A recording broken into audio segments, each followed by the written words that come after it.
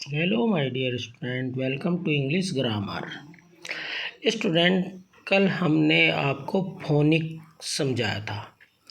Phonic क्या होता है ना।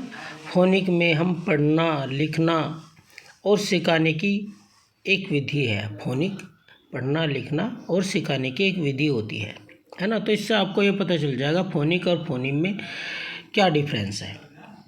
तो स्टूडेंट, हम आपको लैंग्वेज कैसे बनती है ये सिखा रहे हैं। तो उसके लिए आपको पहले ध्वनि को समझना होगा, क्योंकि ध्वनि से ही लैंग्वेज बनती है। तो रोज़ाना जो भी पार्ट आपको दिया जाए उसे आप अच्छी तरह समझें, तभी आपको ग्रामर समझ में आएगी, है ना। तो देखिए, phonemes are the smallest unit of sound when they can be put together to make a word। फोनेम्स भाषण में ध्वनि की सबसे छोटी इकाई है। इसके मिलने से शब्द बनते हैं, है ना। तो आप समझ गए, सबसे छोटी जो ध्वनि होती है उसे हम फोनिम्स या स्वनिम कहते हैं, है ना।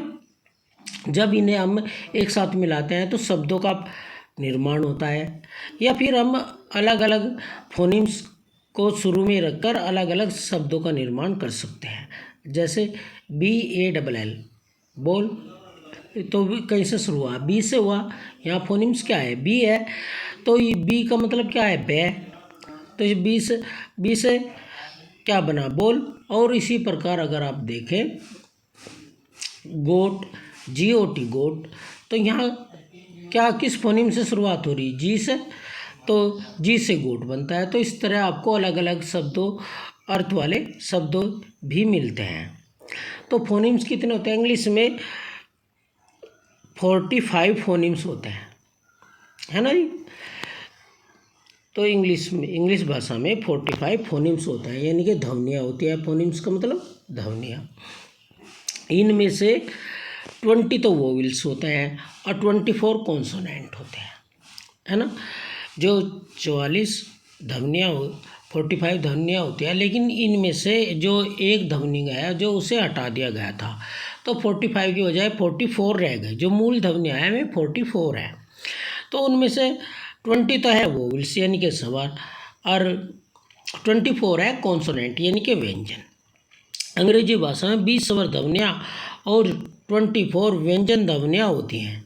मुख्य ध्वनियाँ 44 होती हैं, यानी कि 44 होती हैं। 45वीं ध्वनि सर्वा, जो उल्टे ई के जैसी होती है। ये पहले ये थी, इसे हटा दिया गया बाद में। ओके स्टूडेंट, तो आज हमने आपको फोनिक और फोनिम्स में डिफरेंस बता दिया। कल हम आपको बताएंगे मॉर्फेम के बारे में, ठीक है जी। तो अगर आपको हमारी ये वीडियो अच्छी लगती है तो चैनल को लाइक करें, सब्सक्राइब करें, और कुछ सुझाव देने हो तो उसके लिए आप कमेंट भी कर सकते हैं। Thank you for